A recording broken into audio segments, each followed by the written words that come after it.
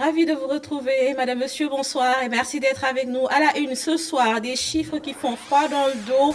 10 800 Africains ont gagné les îles Canaries depuis le début de l'année 2020, bien sûr, 271 ont péri parmi les victimes des Sénégalais. Selon l'Organisation mondiale de la migration, le président Macky Sall a réagi au phénomène et annonce des mesures à travers un communiqué dont nous vous ferons lecture en début d'édition. La société civile sénégalaise et les ressortissants guinéens ont investi les rues à Dakar, une marche pour dénoncer les résultats de la présidentielle du 18 octobre. Les manifestants décrient le silence des institutions ouest-africaines. Présidentielle ivoirienne, ce samedi, plus de 7 millions d'Ivoiriens sont appelés aux urnes, un scrutin boycotté par les principaux partis de l'opposition, et puis une fenêtre sur l'élection américaine du 3 novembre, comme tous les soirs. Voilà pour le sommaire, tout de suite le développement.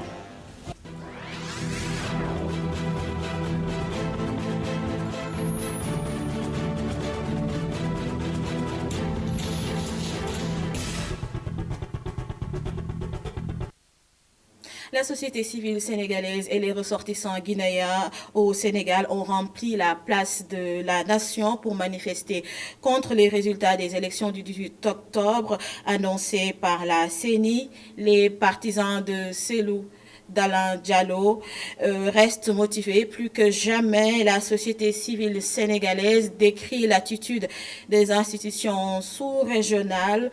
Un compte rendu de Boubacar Dieng que nous allons vous proposer tout à l'heure. On fait signe que l'élément n'est pas encore prêt.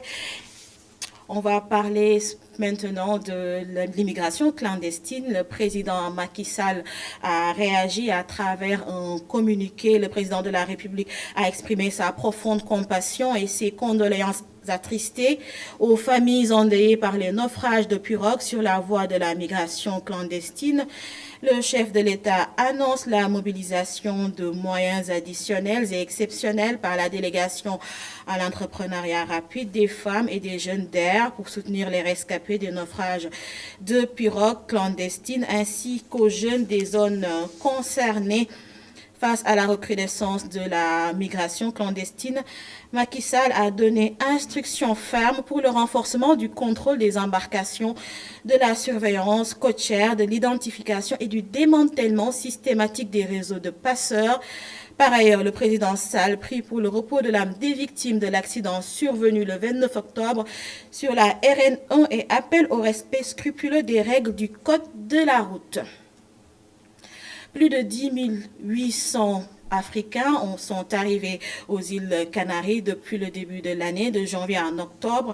271 ont perdu la vie, parmi eux des Sénégalais. Ces informations sont de l'Organisation mondiale de la migration. Le chargé de mission de l'OIM au Sénégal déclare que la sensibilisation ne doit pas se limiter aux candidats à l'émigration. La famille doit être également sensibilisée. Écoutons Bakary Doumbia, il est au micro de Boubacar.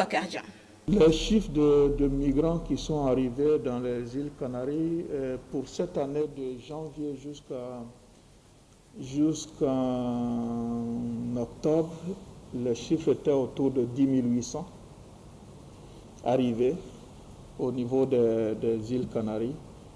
Et c'est ce qui représente autour de 300% par rapport à la même période l'an dernier. Mais quand on regarde même en détail, c'est plus que 300% parce que l'année dernière, toute l'année dernière, les arrivées dans les îles Canaries, on était autour de 2500-2600. Cette année, on a environ 271 décès, mais ce n'est pas seulement des Sénégalais. Souhaite qu'il n'y ait plus de morts et on souhaite vraiment que ce problème-là puisse être résolu le plus rapidement possible. Et les étudiants se prononcent sur cette immigration irrégulière. Certains attribuent le phénomène au manque d'emploi. Par contre, d'autres déplorent l'attitude des jeunes qui prennent les pirogues. Les étudiants rencontrés suggèrent au gouvernement de prendre ses responsabilités pour freiner le fléau. Aminata Ba et Moussa Fall se sont rendus à l'université Cheikh Anta Diop de Dakar. Sur l'allée du couloir de la mort, à l'université Cheikh Anta Diop de Dakar, des étudiants font des va-et-vient interrogés sur la recrudescence de l'immigration clandestine au Sénégal. Ils pensent que c'est le manque d'emploi qui pousse les jeunes à affronter la mer. C'est que c'est un phénomène qui est fréquent aujourd'hui chez nous. Étant un jeune comme eux, aussi nous avons des besoins. Nous sommes des soutiens de famille. Nous sommes l'avenir, comme on le dit souvent. Et étant dans un pays qui n'est pas aussi développé et que le travail manque, là, forcément, on doit faire l'immigration, je dirais. Les jeunes veulent travailler, veulent aider leurs parents, mais ils n'ont pas les moyens parce que le pays ne dispose pas assez d'emplois. Maintenant, ils vont à l'Espagne ou autre, comme on le dit en Wolof, Barça ou Barça. Cet étudiant en géographie fustige l'immigration irrégulière. C'est un fait que je déplore beaucoup. Parce qu'on a noté de multitudes, ailleurs surtout des jeunes, qui pensent aujourd'hui qu'il n'y a pas possibilité de trouver du travail. Et la seule option, c'est d'aller en Europe. Les étudiants invitent l'État du Sénégal à créer des emplois pour stopper ce phénomène. L'implantation des usines dans les régions, surtout ça. Sur les usines, parce qu'une usine peut prendre beaucoup de jeunes, beaucoup de travail. Donc il faut investir dans les régions surtout pour fixer les jeunes là où ils habitent. On nous apprend dans les écoles qu'au Sénégal, il y a 90% d'agriculteurs. Donc ils vont investir sur l'agriculture. La seule option, c'est d'assurer l'entrepreneuriat des jeunes, leur permettre de créer leur propre emploi. C'est-à-dire le système éducatif aussi Sénégal, c'est-à-dire les gens pensent que c'est l'État qui doit assurer tous les jeunes du travail, Mais non, on doit normalement changer le système, c'est-à-dire en permettant aux jeunes d'être entrepreneurs, de créer leur propre entreprise, sera bon. C'est l'État même qui doit les accompagner. Au Sénégal, l'immigration clandestine reprend de plus belle. Des centaines de jeunes ont perdu leur vie dans la mer. Les étudiants appellent leurs camarades à rester, travailler dans le pays. Restons à l'UCAD. Le collectif des étudiants chercheurs exige la réouverture de la bibliothèque centrale de l'UCAD, celle de l'IFON et des archives nationales afin de mener à bien leurs recherches et de finir leur mémoire. Le collectif était face à la presse à l'esplanade de la bibliothèque centrale de l'UCAD. Ils comptent aussi passer à la vitesse supérieure si leur demande n'est pas satisfaite. Les détails avec Abdourahman Li. Les membres du collectif des étudiants chercheurs Voix Rouge.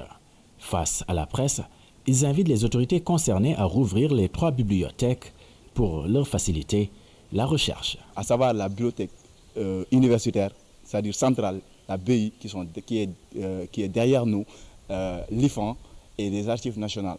Parce que ce sont ces centres de recherche et de documentation qu'on peut acquérir des documents. Et elles occupent une place centrale. Et c'est donc un enjeu stratégique pour nos recherches. Si toutefois, on ne nous donne pas la possibilité de venir consulter des documents ici à l'université, à l'intérieur de la bibliothèque, c'est parce qu'ils veulent semer l'injustice ici au niveau de l'université. Donc on ne va pas laisser faire. Et pourtant, la bibliothèque centrale de l'UCAD leur est ainsi ouverte, une ouverture qu'ils assimilent à une fermeture implicite. C'est-à-dire qu'il y a certains documents qu'on ne peut consulter que sur place. Et si toutefois, on ne parvient pas à le faire, c'est-à-dire que on ne peut pas avancer en fait. Parce que les mémoires, les thèses, tout ça là, c'est des documents qu'on peut consulter sur place.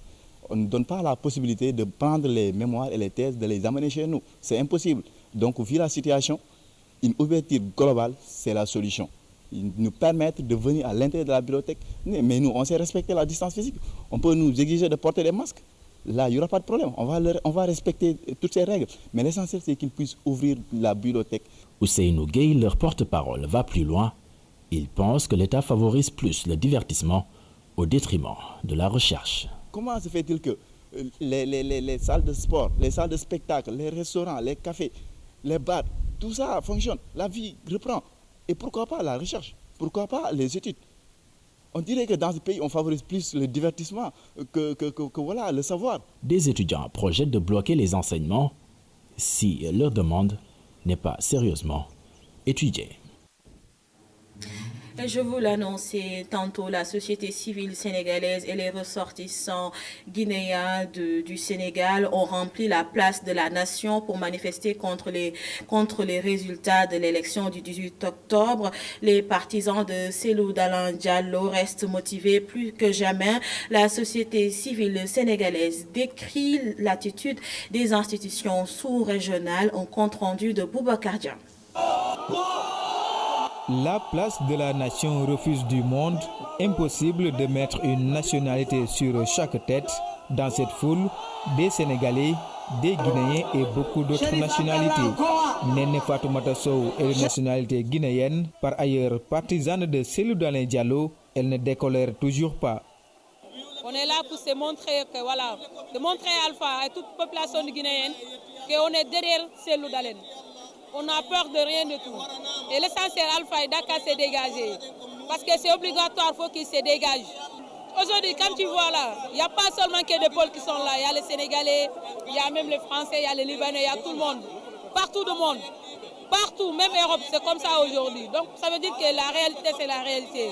On est fatigué des mensonges d'Alpha et Dakar s'est dégagé. Les militants des droits de l'homme, eux, demandent l'ouverture d'une enquête sur les violences post-électorales en Guinée. Il y a des victimes, il faut qu'il y ait des enquêtes pour déterminer les circonstances dans lesquelles toutes ces personnes ont été tuées. Que justice soit rendue à ces personnes. Qu'il cesse également, il demande à son armée, à sa police, à sa gendarmerie, d'arrêter de tirer à balles réelles sur les populations, qui reconnaissent le droit à la manifestation et également qui respectent la volonté librement exprimée par le peuple de Guinée. Qu'il n'y ait pas un détournement des suffrages, que la justice électorale s'exerce pleinement, que la démocratie s'exerce pleinement. C'est ça que nous demandons à Alpha Condé. Les actes posés par la CEDEAO et les institutions africaines sont aussi décriés malgré les tentatives de médiation. Les organisations régionales, qu'il s'agisse de la CEDEAO, qu'il s'agisse de l'Union africaine, n'ont pas encore fait leur rôle. On espère qu'elles vont se ressaisir et assumer leurs responsabilités. Assumer les responsabilités pour lesquelles on les a créées, pour lesquelles les gens qui les animent sont payés. Il faut qu'ils fassent leur travail pour éviter des secousses à notre sous-région, pour éviter des secousses aux pays de la sous-région. Depuis l'élection du 18 octobre, les partisans de Cellou Dalein Diallo rejettent les résultats annoncés par la Commission électorale nationale indépendante. La communauté guinéenne au Sénégal et la société civile sénégalaise ont réuni leurs forces pour se faire entendre jusqu'en Guinée. L'État du Sénégal a décaissé 15 milliards de francs CFA pour payer la dette de la CMU. 70% des dettes de la couverture maladie universelle ont déjà été remboursées, selon le directeur des opérations. Serigne Diouf était à Diourbel pour participer à la riposte de la Covid-19 en cette période de Maouloud. Thierno Faye et Gorendaklo l'ont interrogé. Pour vous dire qu'en réalité, aujourd'hui, avec tout le leadership de son Excellence, Monsieur le Président de la République, nous avons, le gouvernement a mobilisé près de 15 milliards pour appuyer les structures de santé à éponger cette dette. Au moment où je vous parle, pour les retards de paiement qui étaient, pour ce qui concerne l'année 2019, nous sommes à un taux d'appurement de 94,6%. Donc ça veut dire qu'il y a vraiment les efforts du gouvernement à régler définitivement cette question. Et ces paiements également se poursuivent au niveau de l'ensemble du territoire national. Pour ce qui concerne la région de Diourbel, le chef de service régional vient de me dire qu'au total, 900 millions ont été mobilisés pour appuyer cette dette. Donc aujourd'hui, vraiment, nous n'avons pas de sérieux problèmes par rapport à ça. Et beaucoup d'efforts également ont été faits du côté des organisations mutualistes et ces efforts également continuent à être faits. Et c'est extrêmement important parce que c'est salué par l'ensemble des acteurs, que ce soit les organisations mutualistes, que ce soit également les prestataires de soins, que ce soit les régions médicales, mais également donc, les hôpitaux. Donc de ce point de vue-là, soyez rassurés que le gouvernement du Sénégal a pris les engagements pour appuyer complètement cette dette.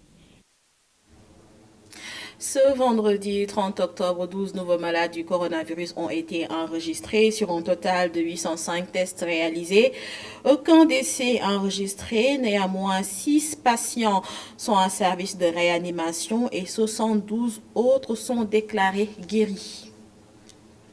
Les poissonniers du marché central de Rufisque s'insurgent contre les marchands ambulants qui empêcheraient les clients de parvenir à l'espace dédié aux produits halieutiques. Face à la presse, ils ont dénoncé le laxisme, selon eux, des autorités sur l'organisation du plus grand marché du département de Rufisque. Babacar Seck, reportage. Les vendeurs de poissons du marché central de Rufisque en ont assez des marchands ambulants qui interceptent les clients. Ils dénoncent une mauvaise organisation du marché de la part des autorités. Une situation désastreuse que nous vivons au quotidien, non seulement dans le marché, mais aussi et surtout dans ses alentours.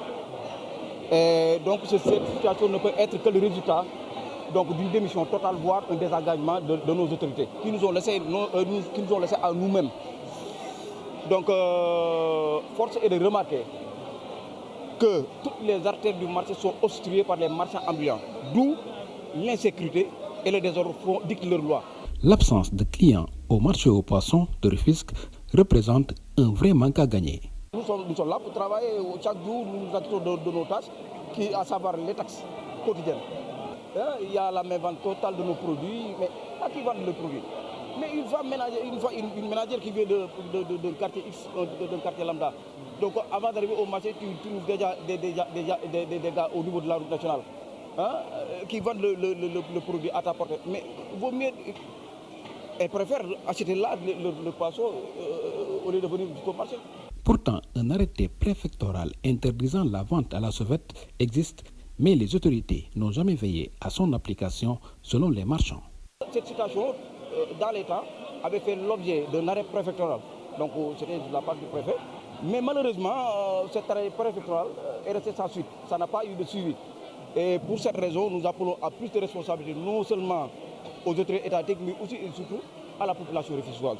Il y a des places disponibles au marché central pour les poissonniers. Cependant, les acteurs avancent une démission des autorités municipales qui ne s'intéressent qu'à la collecte de la taxe quotidienne. À 2 jours de la Toussaint, célébrée le dimanche 1er novembre, les fleuristes implantés aux abords du cimetière Saint-Lazare de Béthanie affirment tirer leur épingle du jeu. Ces vendeurs se réjouissent de la reprise des offices dans les églises. Ils rappellent ressentir encore les effets du coronavirus dont ils sont aussi victimes. Un reportage de Mohamed Rassoul Khan et Moussa Fall. À quelques jours de la célébration de la Toussaint, les fleuristes de la région de Dakar, installés aux alentours du cimetière Saint-Lazare, préparent cette fête qui représente un marché lucratif pour eux. La fête de Toussaint constitue une très bonne affaire pour nous. Moi, de mon côté, je veux que les cimetières soient dans très bon état parce que c'est notre dernière demeure.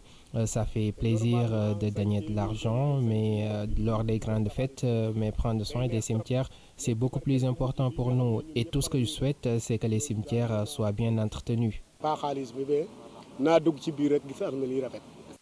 La réouverture des offices dans les églises est bien accueillie par ce fleuriste et il s'en réjouit. Je suis très content de voir l'église rouvrir ses portes. Ça me faisait très mal de rester les dimanches chez moi sans aller à la messe car ça nous permet d'être beaucoup plus près du Christ et ça nous permet également d'éviter de faire certaines erreurs. La vente de fleurs n'est plus prometteuse durant cette période de coronavirus, mais cette occasion leur offrira un bol d'oxygène. Je ne sais pas si tout le monde a pu bénéficier de l'aide sociale liée au coronavirus, mais en vérité, moi, j'ai reçu ma part du gâteau chez moi, d'autant que je suis resté 3 mois sans travail. moi sama kër. Pas tellement, La Covid-19 nous a vraiment affectés comme tout autre Sénégalais, mais malgré tout on rend grâce à Dieu, même si ça ne marche plus comme avant. Ci fleur, bon, ñoom aussi dañoo arrêté comme les autres Sénégalais, quoi. Cette fête de la Toussaint qui coïncide avec la réouverture des églises pourrait permettre aux vendeurs de rattraper le manque à gagner pendant toute cette période de crise sanitaire. Et direction le pays des hommes intègres, la communauté sénégalaise au Burkina Faso a elle aussi célébré le Mawlud. Tidiane, Niassène et Mouride réunis comme un seul homme pour marquer la naissance du prophète, paix et salut sur lui. Retour sur la cérémonie avec notre correspondant permanent Ndiaga Thiam.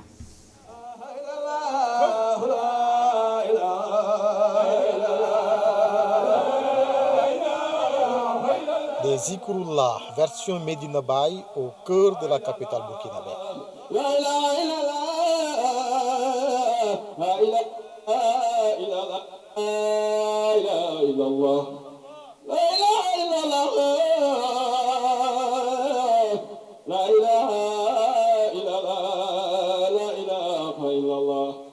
Des louanges à son prophète tirant leur origine dans les enseignements de El Hadj Oumar Tall. Et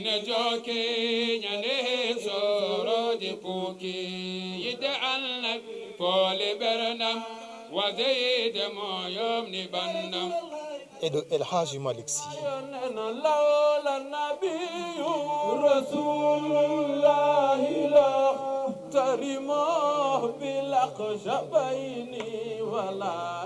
Des disciples réunis comme un seul homme pour célébrer la naissance de celui qui fait l'unanimité dans toute la Oumma islamique. Moi j'avais l'idée depuis, ça fait plus de 2 ans maintenant. Je travaille beaucoup pour que les deux communautés se réunissent pour faire le même Mawlud. Parce que moi ça me gênait vraiment à chaque fois quand il y a la cérémonie officielle, on dit non, président de Daïra Niassène et président de la communauté Tidjani. J'ai dit mais qu'est-ce qui se passe là? Niassène c'est de Tidjani, tu vois, on c'est de Tidjani. La nuit ça passait, on dirait que c'est 1 ou 2 heures de temps. Vraiment c'était très intéressant. Une nuit historique qui a marqué plus d'un, de quoi rendre un vibrant hommage à l'initiateur. Ça me fait du plaisir. Ça me rappelle Mam El Hadj Malick, Ahmad Abdoulaye Niass, l'histoire. Si on reste aujourd'hui, on a un patriote qui s'appelle Abuja, qui a réuni tout le monde. On doit remercier Dieu sur ça. Tu écoutes, Abuja parle, il ne parle pas pour quelqu'un, il parle pour tout le monde. Il parle pour l'islam, il parle pour Tariqa Cheikh Ahmed Tidjane. Un Mawlud qui, au-delà des Tidjanes, a rassemblé tous les musulmans, sénégalais comme burkinabés. Et ce Baye Fall, louche à la main, en est une parfaite illustration. Côté de ma maman, c'est mouridisme, côté de mon père, c'est tidjanisme. Chaque année, je pars préparer pour les mourides. Gamou s'il vient, je pars préparer pour les tidjanias, à cause de mon père.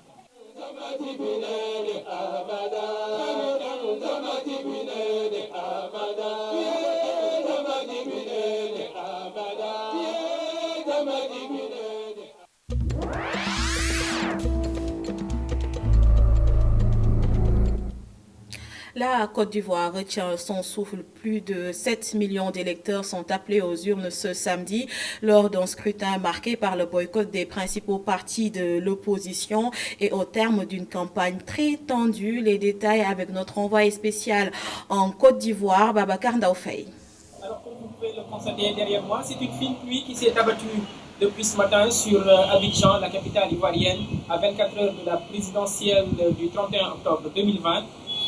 Hier, dernier jour de campagne électorale, le président Alassane Dramane Ouattara, qui a fait une démonstration de force littéralement dans l'un des quartiers les plus populaires du district d'Abidjan, c'était à Abobo, et il s'est montré très menaçant envers ses irréductibles opposants qui brandissent toujours la carte de l'illégalité de son 3e mandat et qui appellent encore à la désobéissance civile et qui en appellent à la communauté internationale pour barrer Alassane Ouattara sur ce 3e mandat.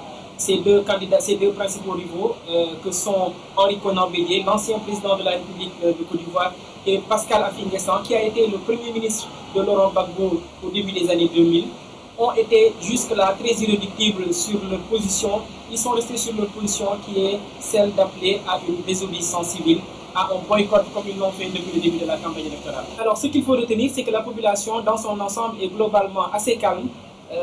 Les gens ont encore en mémoire les tragiques événements qui se sont déroulés lors de l'élection de 2010 et il y a une certaine peur de revivre des tensions, ce qui fait que de façon globale, les populations des différents quartiers d'Abidjan sont en train de faire les emplettes pour parer à toute éventualité. Il y a une certaine peur qui se lise parfois sur les visages, notamment des chauffeurs de taxi qui savent tâter le pouls de la population et qui nous disent de temps à autre qu'il y a de quoi craindre quelques débordements. Maintenant, jusqu'à quel niveau, on ne sait pas encore. Tout le monde est quelque peu dans l'expectative.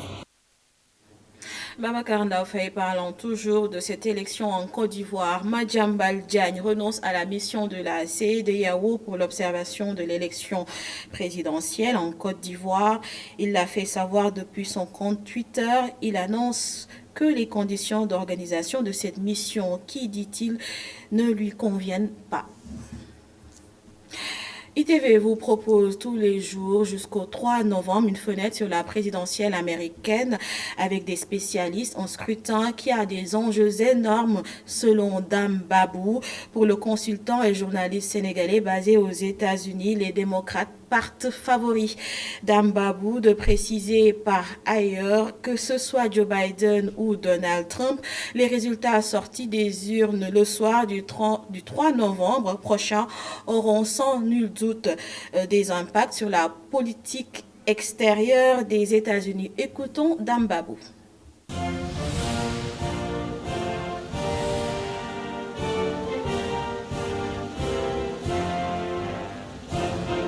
Si l'élection américaine devait se tenir aujourd'hui, on peut penser que Joe Biden serait le président des États-Unis à partir d'aujourd'hui. Mais l'élection se tient dans 5 jours. Il faut retenir qu'entre-temps, tout peut se passer. Mais au niveau des sondages aujourd'hui, Joe Biden est largement en tête, aussi bien au niveau national qu'au niveau des États qu'on appelle ici les champs de bataille. Retenez par exemple que sur 10 États qu'on appelle champs de bataille, Joe Biden est largement en tête au niveau des 7 à 8. On peut même dire que ces champs de bataille se sont étendus cette année pour devenir 12. À la surprise générale, un État comme la Géorgie et le Texas sont maintenant très convoités par les deux candidats, alors que ces États-là, depuis plus de 40 ans, votent régulièrement pour le candidat républicain. Cette fois, on peut dire aussi qu'au niveau national, Joe Biden, comparé à Hillary Clinton, a beaucoup plus de chances parce que si on retient que Hillary Clinton, à cette période-là, devance Donald Trump de 4 à 6 points en moyenne au niveau national, alors que Joe Biden, aujourd'hui, est en avance de 8 à 10 points sur l'étendue du territoire. Mais prenons ces États dont je parlais tout à l'heure, que sont les États champs de bataille, des États comme la Floride, comme Arizona, comme la Pennsylvanie et autres, sont aujourd'hui très très serrés au niveau des sondages. Mais d'autres que Donald Trump avait gagné en 2016 et facilement, comme Michigan, Wisconsin, Pennsylvanie que j'avais donné tout à l'heure et Arizona, tous gagnés par Donald Trump en 2016. Cette année, les tendances montrent que les républicains risquent de les perdre. Ce jeudi, on dit que l'économie a connu une croissance extraordinaire et a repris une partie des pertes, au moins 50% de ce que cette économie avait perdu au niveau national. Mais est-ce que cela suffit pour Donald Trump de revenir? C'est très très difficile de l'envisager. Mais s'il n'y a pas de surprise générale, ce qui est possible, s'il n'y a pas de nouveaux scandales révélés, ce qui est possible d'un côté comme de l'autre, on peut considérer que les tendances nous montrent que les démocrates seront les patrons de Washington après le mardi prochain.